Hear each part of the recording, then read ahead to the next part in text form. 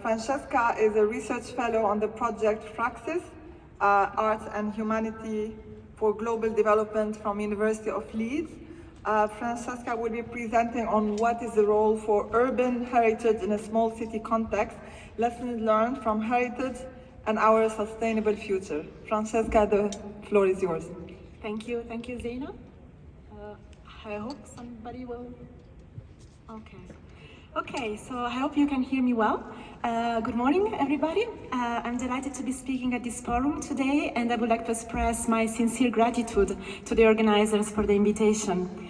As Zeina said, I'm Francesca Giliberto. I'm a research fellow at the University of Leeds, where I work on this project Praxis, Arts and Humanities for Global Development. And today, I'm excited to share some of the key insights of a global conference that I organize on heritage and our sustainable future, that I organized with the UK National Commission for UNESCO in 2021 as part of the Praxis project. The conference brought together different cultural heritage and sustainable development experts from all around the world to explore the role of heritage in achieving sustainable development and contributing to the achievement of the sustainable development goals on the ground. And I believe that the lessons learned from that conference are particularly relevant for the challenges facing smart cities today. And today in particular, I will be discussing the role of urban heritage in development of smart cities that are inclusive, human-centered and sustainable. I will also share some practical recommendations that I hope will be useful to policymakers, city leaders and other stakeholders. So, as we strive to build smart cities and achieving the SDGs by 2030, I strongly believe that we must recognize the untapped potential, complexity, and diversity of cultural heritage in supporting urban inclusion and sustainability. However, the Agenda 2030 do not fully recognize the role of heritage in this context, which still remains overlooked, especially among development actors. So this is why, as part of the Praxis project, I conducted extensive research on the role of heritage in addressing global challenges. And I provided evidence on how it can contribute to all the SDGs, not just to SDG 11 on inclusive and sustainable cities.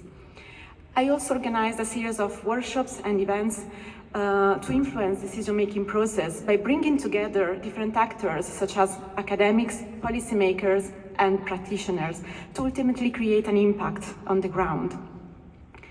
I think this conference on heritage and our sustainable future was really a milestone in enhancing our understanding of heritage and its contribution to the SDGs.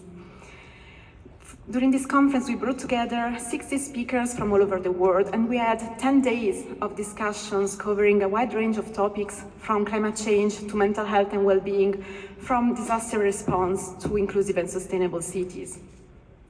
Following the conference, we transformed the key insights from each of these thematic sessions into 10 short policy briefs to provide recommendations for research, policy and practice which can be useful in order to influence policy making. And you can see here the list of the policy briefs that we have published. But today I would like to focus in particular on 3 of them, the one highlighted in green in this slide. So, one on reducing inequalities, one on digital technologies to innovate heritage research, policy and practice, and one on inclusive development for sustainable cities.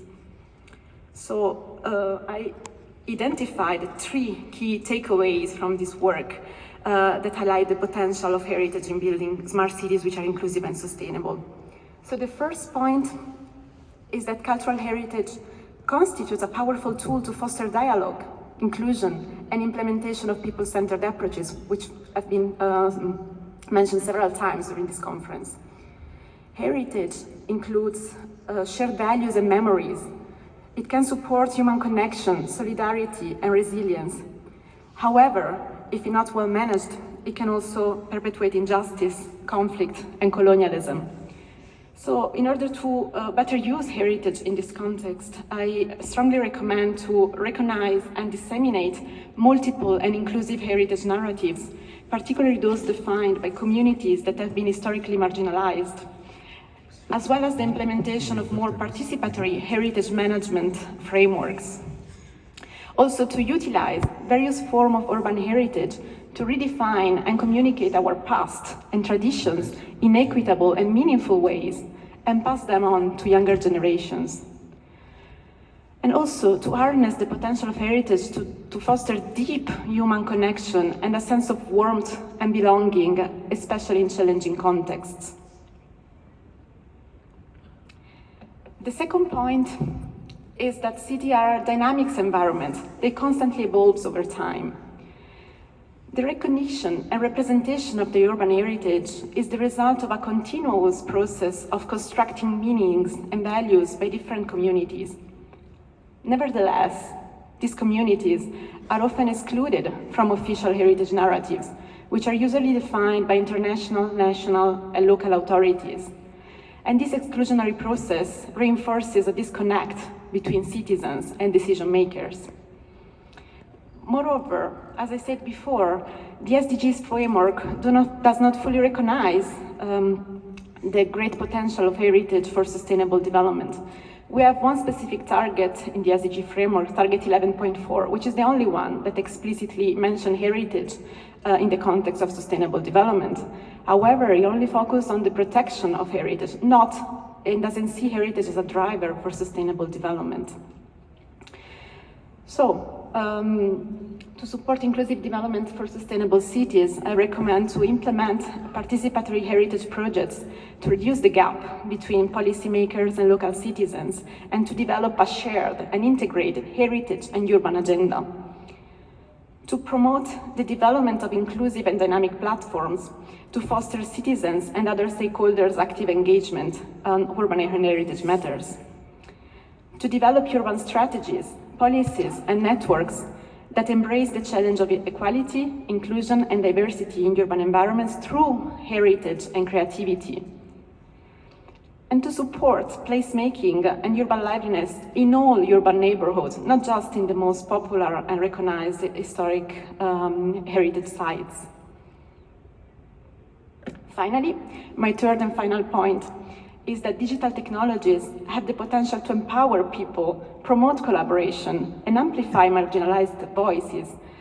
But also, they can also exacerbate global disparities and contribute to negative environmental impacts. To maximize their positive impact, it is important to use these technologies to support public and open access to heritage, build bridges across countries and communities, and connect different audiences to and through heritage. Digital technologies can offer new ways to document, preserve, and interpret different forms of heritage and transmit them to current and future generations.